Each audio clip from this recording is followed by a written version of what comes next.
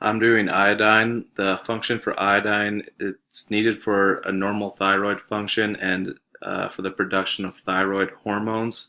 Sources that you can get iodine from are seaweed, fish, primarily cod, dairy, shrimp, tuna, eggs, and prunes. Requirements for iodine levels. You need an increased amount if you're pregnant or lactating. You need 220 mcgs daily if you're pregnant and 290 per day if you are lactating, and 150 for a regular adult. Deficiencies of iodine are weight gain, fatigue, swelling of the front or neck. These are called goiters. Your thyroid glands right here, they swell up, and that's the main cause of iron deficiency or iodine deficiency.